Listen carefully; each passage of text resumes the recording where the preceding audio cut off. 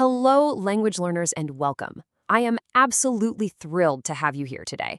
If you're an A2 level student looking to not just learn English, but truly connect with people, well, you're in exactly the right place. Today's explainer is essentially a masterclass on building connections, and our overarching theme is one of the absolute best parts of the human experience: friendships. We're going to break down exactly how you can summarize this entire unit so you fully understand how to make small talk in a conversation, how to confidently talk about yourself, and how to use expressions with to and either to show what you have in common with others. Okay, let's dive into this. We are solidly in A2 territory for Unit 1. Think of this explainer as your ultimate step-by-step guide to making friends in a brand new language. We aren't just going to stare at random vocabulary words today, right? We're going to give you the exact tools you need to turn your world into English, literally step-by-step, conversation by conversation.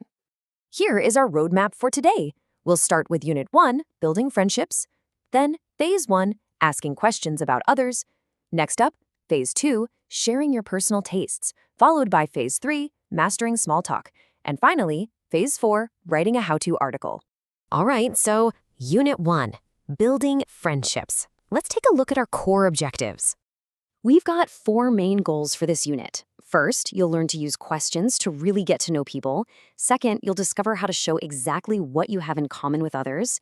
Third, we're focusing heavily on how to make small talk.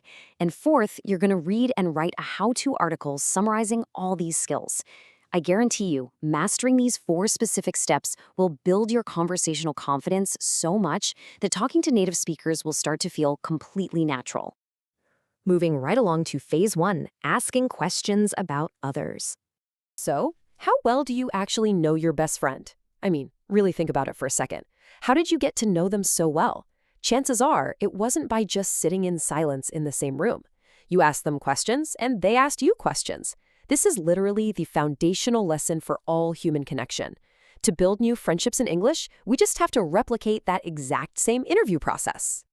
Speaking directly with others is absolutely the best way to uncover fascinating details about their lives. But, you also have to be ready to talk about yourself. A conversation is a two-way street. You ask, they answer, they ask, you answer.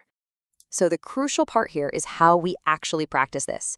In this phase, you're going to actively interview others and talk about yourself. But we're adding a vital layer of technical skill: pronunciation, specifically word stress and sentence intonation. Asking a question with the right melody just makes you sound so much more natural. You'll also practice your active listening skills to make sure you actually understand the answers you're getting.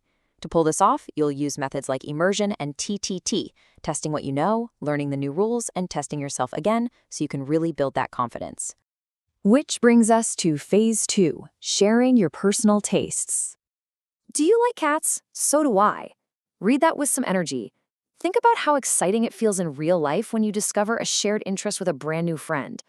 Whether it's a love for animals, a favorite type of food, or a specific genre of movies, finding those shared tastes is basically the glue that makes a friendship stick. Let's slow down for just a moment to break down the grammar mechanics of these shared interests.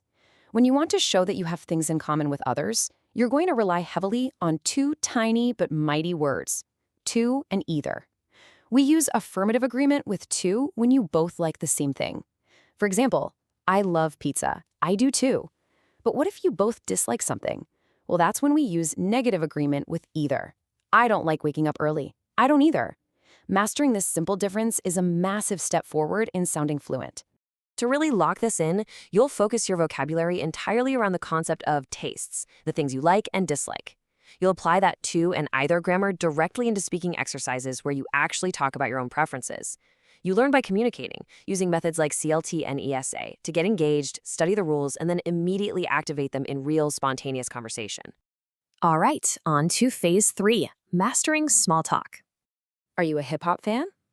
Now, this is a perfect example of a really engaging conversation starter. It's light, it's specific enough to be interesting, but casual enough that it doesn't feel like a heavy, formal interview. And honestly, this is what small talk is all about in a conversation: floating these little conversational balloons to see what the other person grabs onto. So, here is how we break down the mechanics of small talk.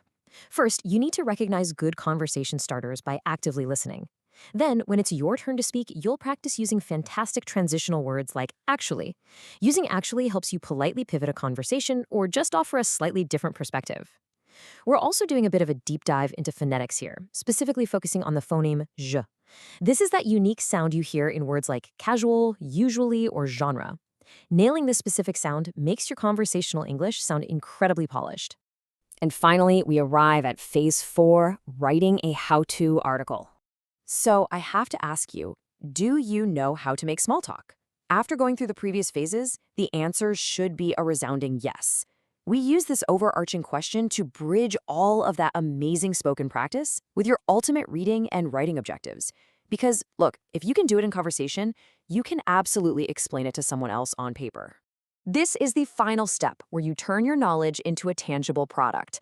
All those spoken interactions, the questions, the shared tastes, the smooth actually transitions, they provide the perfect real-world material for you to write your very own how-to guide. So the crucial takeaway here is this final goal. The real genius of this lesson is that it combines reading about conversation techniques with the act of actually writing your own article. By writing out the steps, you're cementing those spoken rules deep into your memory.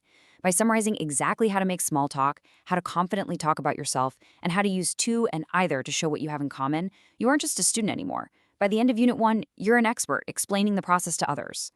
We've covered asking questions, finding common ground with to and either, mastering the art of small talk, and bringing the whole shebang together in writing. You now possess a complete, rock-solid toolkit for building friendships in English, which leaves me with just one final, very important question for you. Now that you have the tools, who are you going to make small talk with today? Get out there, start a conversation, and turn your world into English. Thanks so much for joining me on this explainer, and happy learning.